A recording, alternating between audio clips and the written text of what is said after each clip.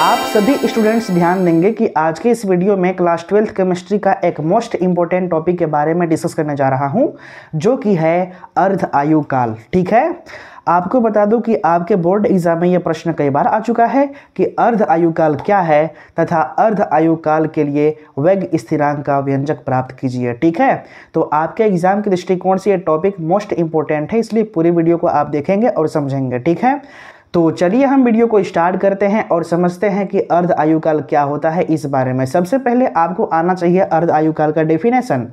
इसमें आपको ऐसा बोलना है कि जितने समय में कोई भी रासायनिक अभिक्रिया आधी पूरी हो जाती है तो उसी समय को हम बोलते हैं अर्ध आयु काल। ठीक है, यहाँ पे अर्ध आयु काल का सीधा मतलब ये समझिएगा कि आधा उम्र बीत चुका है। क्या चीज़? आधा उम्र बीत चुका है। कहने का अर्थ ये है कि अगर रासायनिक अभिक्रिया हो रहा था तो जितना समय में आधी कंप्लीट हुई है, कितना, केवल आधा कंप्लीट होना चाहिए ना, यानी कोई भी रासायनिक अभिक्रिया जितने समय में आधी कंप्लीट हो जाती है या आधी पूरी हो जाती है उसी समय को हम बोलते हैं अर्ध आयु काल। ठीक है, तो चलिए हम अर्ध आयु काल का डेफिनेशन लिख लेते हैं। इसमें आपको ऐसा लिखना है कि जितने समय में, समझिएगा, जितने समय में कोई भी रासायनिक अभिक्रिया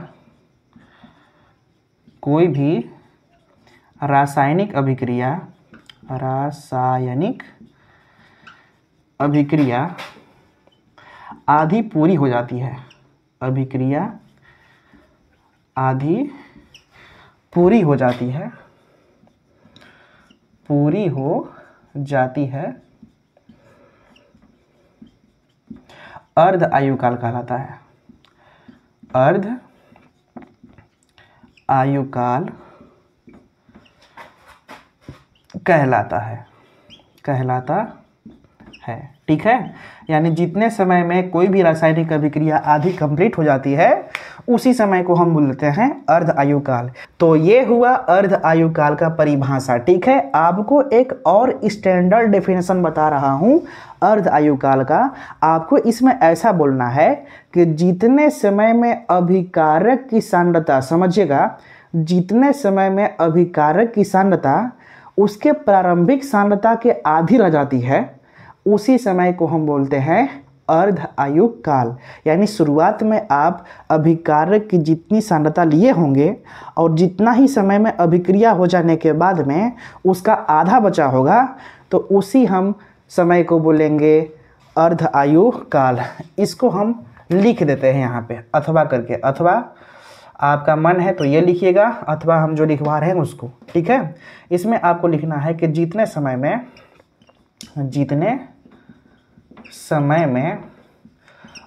अभिकारक की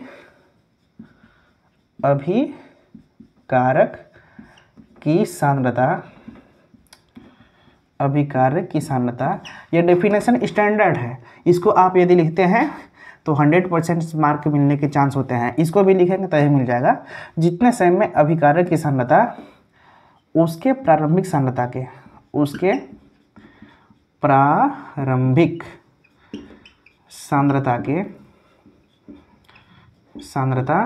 के आधी रह जाती है। क्या चीज़? आधी रह जाती है, क्या कहलाता है? अर्ध आयु काल। अर्ध आयु काल कहलाता है। ठीक है, यानी कि जितने समय में अभिकारक की सांद्रता उसके प्रारंभिक सांद्रता के आधी रह जाती है तो उसी समय को हम बोलेंगे अर्ध आयु काल। यहाँ पे एक प्रश्न है इसी में कि इसके लिए वेग व्यंजक प्राप्त कीजिए। तो आपको पता होना चाहिए कि अर्ध आयु काल को हम T½ से या T50 से दिखाते हैं। ठीक है, इस बात को आप नोट में लिख लीजिए। क्या लिखेंगे कि ई से मतलब किसे? अर्ध आयु काल को ना T½ T1/2 या T50 से दिखाते हैं, T50 से प्रदर्शित करते हैं। इसका मतलब आधा समय बीत चुका है या 50% समय बीत चुका है, वही हुआ। ठीक है, तो इसे हम t½ या t50 से दिखाते हैं। अब इस प्रश्न को ध्यान से देखिए, इसमें एक शब्द और लिखा है कि इसके लिए वेग व्यंजक प्राप्त कीजिए। किसके लिए? अर्ध आयुकाल के लिए। तो अर्ध आयुकाल का जो वेग व्यंजक होता है कुछ इस प्रकार से होता है, t½ = 0.693 डिवाइड बाई k। ठीक है, इसी को हम लोग प्रूव करेंगे। और प्रूव करने के लिए आपको पता होना चाहिए प्रथम कोटि की अभिक्रिया का जो वेग व्यंजक लास्ट में हमने प्राप्त किया था वो चीज़, क्योंकि उसी फार्मूले की सहायता से हम प्रूव कर पाएंगे इसको। अगर आप प्रथम कोटि की अभिक्रिया को नहीं देखे होंगे कि उसका वेग व्यंजक कैसे प्राप्त की जाती है, तो ये वीडियो जैसे ही ख़त्म होगी आपके स्क्रीन के ऊपर वो वीडियो आ जाएगी, वहाँ से आप देख सकते हैं उस पर क्लिक करके। तो चलिए हम इसको प्रूफ करते हैं। क्या करते हैं? प्रूफ। ठीक है, यहाँ पे हम लिखेंगे प्रथम कोटि की अभिक्रिया से, प्रथम कोटि की अभिक्रिया से, कोटि की अभिक्रिया से, अभिक्रिया से क्या चीज़ भाई? ये होता है वेग स्थिरांक का जो सूत्र k = 2.303 divide by t into log base 10 a/a-x। ठीक है, ये होता है प्रथम कोटि की अभिक्रिया के लिए वेग स्थिरांक का ये फार्मूला। अब इसी की सहायता से हम प्रूफ करेंगे ये। ठीक है, अब चलिए इसकी सहायता से हम प्राप्त करते हैं अर्ध आयुकाल का इस व्यंजक को। ठीक है, तो उसके लिए सबसे पहले आपको मानना पड़ेगा क्या चीज़? जो समय है आधा बीत चुका है, तो इसको हम मानेंगे t = t½ क्या चीज़? t = t½ ना, क्योंकि आधा पूरा हो गया है और आधा बचा हुआ है, तो जो t की वैल्यू है हम मानेंगे t½ ठीक है, और जो प्रारंभिक सांद्रता है जिसे हम a से दिखाते हैं, इसको हम बोलेंगे प्रारंभिक सांद्रता। ये कितना लेंगे? तो शुरुआत में जितना लिए होंगे सांद्रता उतना ही, तो प्रारंभिक सांद्रता a है तो इसको हम a ही रखेंगे। लेकिन अंतिम सांद्रता क्या होगी भाई? क्या चीज़? अंतिम सांद्रता कितना लेंगे भाई? तो अंतिम सांद्रता जिसे हम a-x से दिखाते हैं, a-x से, ये कितना लेंगे? तो इसमें कहा गया है अगर आप अंतिम सांद्रता की बात करते हैं तो ये प्रारंभिक सांद्रता की आधी रह जाती है। इसमें हमने लिखा है कि जो अभिकारक की सांद्रता जो बचेगी ना, अभिकारक की सांद्रता, ये प्रारंभिक सांद्रता के आधी रह जाती है। तो इसका मतलब ये हुआ कि जो प्रारंभिक सांद्रता a है इसका आधा का मतलब बटे 2 कर दो। ठीक है, इसका मतलब जहाँ जहाँ t है वहाँ पे हम t½ लिखेंगे, और जो a है वहाँ पे a ही लिखेंगे, यानी a क्या है? प्रारंभिक सांद्रता, और जो a-x है ये अंतिम सांद्रता, इसकी वैल्यू हम रखेंगे a/2, यानी जो प्रारंभिक सांद्रता है इसका आधा हो गया है। ठीक है, तो अब हम पुट करते हैं, यहीं पे मैं कर रहा हूँ।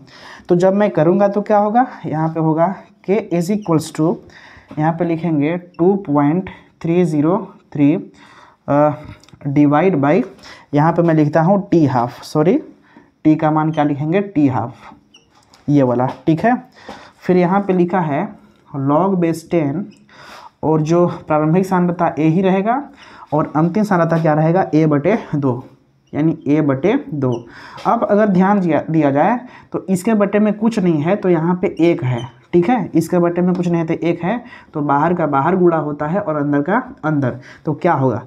इसके अगले स्टेप में मैं करता हूँ, यहाँ पे लिखूँगा k = 2.303 डिवाइड बाई t½ और log बेस 10, और इसका इसमें गुणा हो जाएगा, इसका इसमें।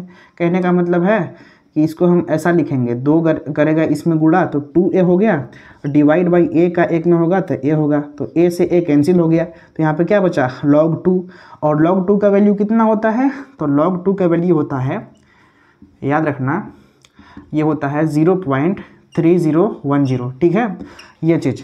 तो अगले स्टेप में हम क्या करेंगे? ऐसा लिखेंगे k = 2.303 डिवाइड बाई t½ और यहाँ पे मल्टीप्लाई का साइन लगाएंगे, और log 2 की जो वैल्यू होती है, log 2 की वैल्यू ये होता है 0.3010। यहाँ पे मैं लिखूँगा 0.3010। ठीक है, अब फाइनली हमें क्या करना होता है कि इसका इसमें गुणा करना होता है, इसका इसमें गुणा। तो मैं चाहता हूँ कि इसको यहाँ भेज दूँ, इसको यहाँ, तो ये भाग में है तो ये गुणा में आ जाएगा, अब ये गुणा में है तो ये भाग में आ जाएगा। ठीक है, तो यहाँ पर मैं ये लिख सकता हूँ t½ इज इक्वल्स टू, इसका जब इसमें गुणा करेंगे तो आपको इतना ही प्राप्त हो जाएगा, कितना 0.693 डिवाइड बाई ये वाला k यहाँ पे आ गया, ये t½ यहाँ है तो k यहाँ पे आ जाएगा, तो यहाँ पे k हो जाएगा। ठीक है, तो जो अर्ध आयुकाल के लिए व्यंजक है इसको मैंने इस प्रकार से प्राप्त कर लिया है। ठीक है, तो मैं उम्मीद कर सकता हूँ कि आपको ये चीज़ें समझ में आई होगी। तो ऐसे ही इंटरेस्टिंग वीडियो के लिए आप इस चैनल को सब्सक्राइब कर लीजिए। तो thank you so much watching for this video. मिलते हैं नेक्स्ट वीडियो में नए टॉपिक के साथ और नई ऊर्जा के साथ।